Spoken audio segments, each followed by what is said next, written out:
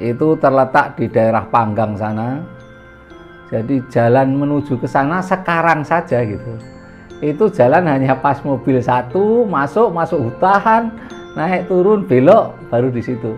Nah, kembang lampir itu saya sendiri belum menemukan kembang lampir itu apa. Saya ngesti ke sana tidak tahu, ya itu nama aja, nama kembang lampir. Kok nama saja, harusnya kembang lampir itu berasal dari apa? Apakah ada kembang yang bagaimana gitu. Energinya sangat kuat. Menurut kisah yang ada, waktu Ki Pemanahan itu dituntun di situ adalah dituntun cahaya dari atas. Jadi dia dituntun cahaya menuruti di situ, jalan setapak di tengah hutan itu, naik ke gunung itu. Nah, cahaya itu akhirnya berhenti mancer di pucuk gunung itu. Siapakah gambaran itu yang akan mendapat gambaran di situ? Orang yang selalu kedatang situ malam Senin sampai 9 kali, kecuali malam Senin Legi dilewati, dari jam 12 sampai jam 3 atau setengah 4 di situ melek. Kalau sore tidur dulu, di situ jam 12 sampai jam 3 adalah ngesti di situ. Di situ itulah yang akan dapat gambaran wahyu.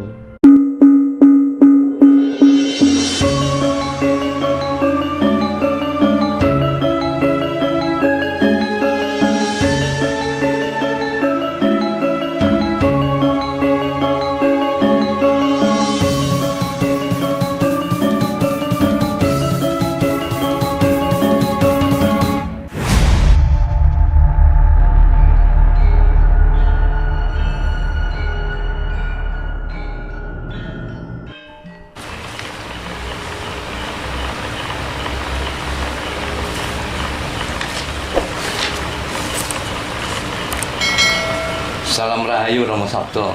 Rahayu, rahayu, rahayu. Ada tempat yang diyakini sangat keramat, yang sangat tinggi energinya secara spiritual di Gunung Kidul, yang katanya tempat alam kadewan gitu yang saya dengar Romo, dan para pelaku spiritual banyak berziarah ke sana, termasuk tokoh-tokoh dari keraton mungkin ya Romo. Tempat yang saya maksud Mbang Lampir Romo Sabto. Sebetulnya Mbang Lampir itu sejarahnya bagaimana Romo? Iya, ada orang menyebut Mbang Lampir, tapi kalau saya menyebut sebetulnya kembang lampir. Jadi saya lengkap menyebutnya kembang lampir. Itu terletak di daerah Panggang sana. Jadi jalan menuju ke sana sekarang saja gitu. Itu jalan hanya pas mobil satu masuk hutan, naik turun belok baru di situ. Nah, di situ tempatnya ada gunung yang sebetulnya tidak terlalu tinggi, mungkin ketinggiannya sekitar berapa 70 meter mungkin. Karena diyakini bahwa itu 70 gitu ya, Pitulungan itu 70 meter, ada unda-undaannya naik ke situ. Di situ ada tempat di mana tempat itu adalah dulu Ki Juru Mertani dan Ki Ageng Pemanahan. Kelihatannya diikuti oleh Panembahan Senopati bertapa di situ. Sangat bertapa di situ. Zaman sekarang saja masih di tengah hutan, tidak ada tanaman kecuali pohon jati, pohon besar, makanya sangat sulit di situ. Air juga tidak ada. Air di situ pakai air hujan. Di zaman dulu terus terang aja pasti sangat sulit di situ itu. Nah, beliau mungkin tidak bertiga, entah beberapa orang, tapi yang kita sebut bertiga itulah beliau bertapa di situ. Bertapa sampai lama, bertapa, diyakini bahwa tanah itu karena di kembang lampir itu saya sendiri belum menemukan kembang lampir itu apa. Saya ngesti ke sana tidak tahu, ya itu nama aja, nama kembang lampir. Kok nama saja, harusnya kembang lampir itu berasal dari apa? Apakah ada kembang yang bagaimana gitu. Tetapi tidak ada jawaban. Saya tanya yang ngedaton di keraton itu juga tidak mau memberi jawaban apa itu kembang lampir. Itu rahasia. Jadi saya percaya aja, di sini kok ada daerah namanya Kembang Lampir, jauh dari desa, jauh dari kampung, di tengah hutan, namanya Kembang Lampir. Nah, itu berdiri sendiri di situ. Panembahan Senopati, ayahnya Ki Pemanahan, Ki Juru Mertani, bertapa di situ sampai lama. Begitu adanya makan cuma seadanya di sekitar itu. energinya sangat kuat. Menurut kisah yang ada, waktu Ki Pemanahan itu dituntun di situ adalah dituntun cahaya dari atas. Jadi dia dituntun cahaya menuruti di situ, jalan setapak di tengah hutan itu, naik ke gunung itu. Nah, cahaya itu akhirnya berhenti mancer di pucuk gunung itu. Sehingga beliaunya bertapa di situ, memandang cahaya itu. Hanya memandang cahaya. Kenapa kok dia bertapa di situ ya? Saat Sutawijaya Panembahan Senopati itu mengalahkan, membunuh Haryo Penangsang saat perang Jipang Panolan sama Pajang, itu dijanjikan adiknya yang satu dijanjikan Pati, yang satu dijanjikan Mentao. Pemanahan sebetulnya suruh milih dulu. Pemanahan bilang, ya udahlah kamu aja yang di Pati sana, Pati udah jadi kota, biar kamu enak, saya yang babat alas saja di Mentao. Nah, akhirnya Pemanahan dan rombongan beristirahat di Beji, di Prambanan, di Sumber, akhirnya sampailah di Tambak Boyo, ke selatan sampailah di Mentao. Di Mentao ternyata sudah ada penghuninya. Di situ sudah ada cungkup namanya Raden Jayaprana. Jayaprana sudah tahu sebetulnya, Jayaprana keturunan Majapahit juga tapi lebih dulu sekali.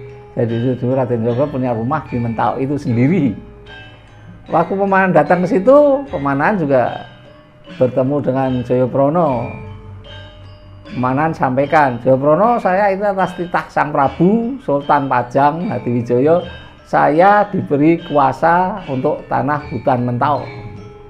Jayaprana juga bilang, ya enggak apa-apa, nek memang ini hakmu ya kamu ambil, tapi gini aja, sekarang nek memang kamu kuat, saya digendong ke depan itu, ke tempat pohon itu. Gitu. Nah, waktu itu akhirnya mencoba Pemanahan menggendong Jayaprana itu, ternyata tidak kuat gendong, baru ngangkat satu langkah ambruk. Aku belum kuat, udahlah kamu bertapa, mungkin belum waktunya menerima, tapi dia nggak bertapa. Pemanahan juga jalan kemana-mana karena memang dan membabat alas Mentao untuk para pengikutnya. Karena pengikutnya cukup banyak dari Pajang itu, sehingga harus bertani di Kota Gede, alas Mentao itu.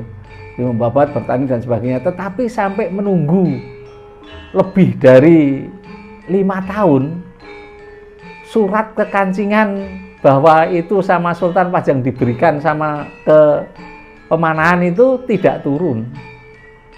Akhirnya dia meninggalkan orang-orangnya, bertapa di Bang Lampir itu untuk bisa mendapatkan surat kekancingan dan wahyu Keraton Mataram.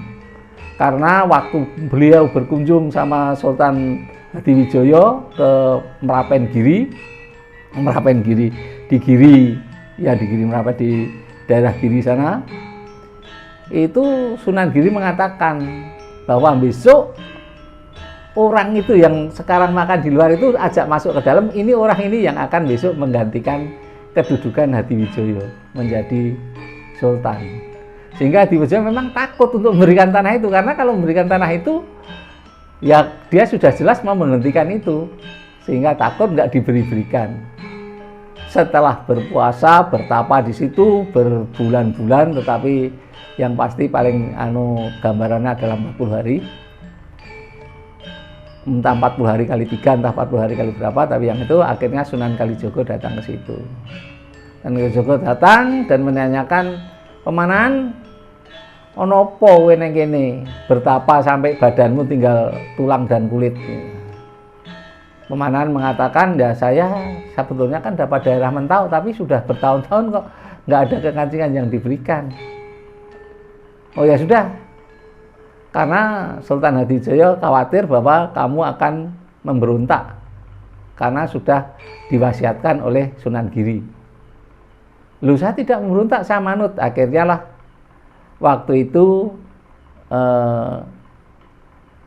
Sunan Kalijogo bersama Panembahan Senopati, Juru Mertani dan Pemanahan berangkat ke Pajang. Jadi boleh dikatakan bahwa Bang Lampir adalah tempat yang dipilih oleh Ki Ageng Pemanahan untuk bertapa dengan latar belakang karena nunggu lama kok surat kekancingan untuk alas Mentao kok tidak segera diberikan gitu ya Romo ya, dan beliau sampai ke Bang Lampir atas tuntunan cahaya gitu ya Romo ya. Iya. Terus wahyu seperti apa Romo yang didapatkan oleh Ki Ageng Pemanahan di situ? Nah, wahyu itulah yang wahyu itu langsung didapat. Karena apa? Karena memang wahyu itu adalah wahyu dianya untuk menjadi raja. Jadi wahyunya itu ya cahaya yang bercahaya di depannya, yang diikuti itulah wahyunya beliau. Setelah dia berangkat ke sana, ke Pajang, sampai di Pajang terjadi komunikasi antara Sunan Kalijogo sama Sultan Hariwijaya. Sultan Hariwijaya ceritanya kowe iki harus ngekei Pemanahan tanah Mentau. Lah kok saya kira ngekei gitu. Ya saya khawatir nanti sesuai dengan pesan Sunan Giri, Senopati, Panembahan Senopati akan memberontak ke saya. Tanyain sama Kalijogo, Pemanahan karo Sutawijaya, apa kamu mau memberontak atau patuh kepada Sultan Pajang? Akhirnya semuanya mengatakan, maupun Pemanahan maupun si Sutawijaya mengatakan bahwa saya setia mengabdi kepada Kesultanan Pajang. Saya hanya diberi tanah perdikan Mentau dan saya akan hidup di tanah Mentau. Itu yang ada, walaupun nanti sejarah berikutnya akan berubah ya. Tapi itu disampaikan, akhirnya saat itu dikasih stempel Kerajaan Pajang, tanah Mentau diberikan, dan pulang beliau melewati Bang Lampir lagi. Ternyata dengan harapan melihat wahyu itu, tapi ternyata ya wahyu itu akhirnya cuma dia mendapat sanepo bahwasannya ya wahyu sudah masuk di Panembahan Senopati. Panembahan Senopati nanti yang akan menjadi raja, tetapi masih ada wahyu itu nanti berwujud yang lain, karena ada orang yang gentur toponya yang kemungkinan menerima wahyu itu, sehingga wahyu itu harus, ya bukan harus diambil, tapi wahyu itu kamu harus mengerti bahwa diantara kamu dan Anu itu masih saudara, dan kamu akan bisa menjadi raja, menurunkan raja-raja di Jawa dengan simbol yang ada dibawa oleh orang itu. Lalu Romo, kalau sampai sekarang Bang Lampir sering didatangi oleh para spiritualis, para orang-orang yang lelaku, itu kenapa Romo? Apa yang mereka cari Romo ke Bang Lampir?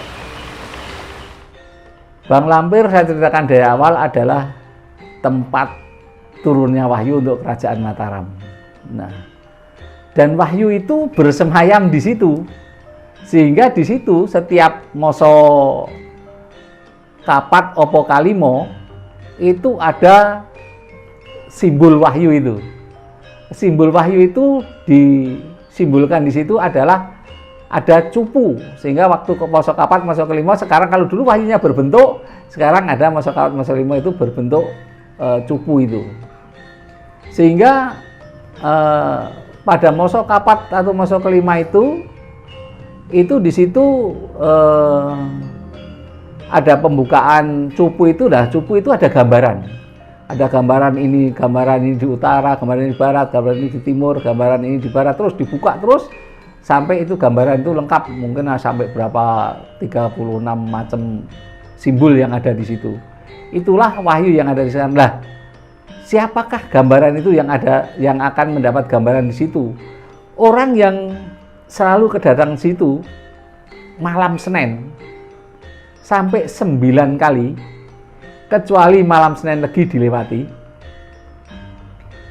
dari jam 12 sampai jam 3 atau setengah 4 di situ melek. Kalau sore tidur dulu di situ, jam 12 sampai jam 3 adalah ngesti di situ.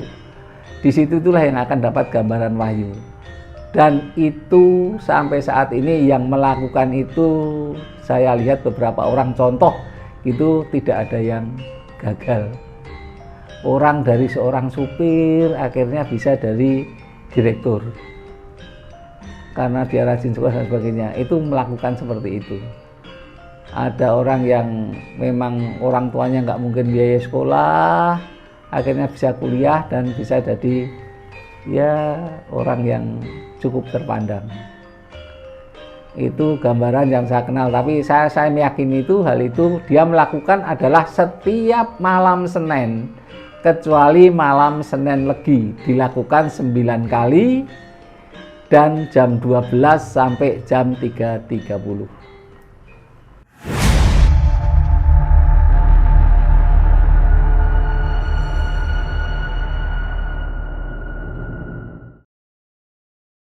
Terima kasih Anda berkenan subscribe untuk membantu mengembangkan channel ini.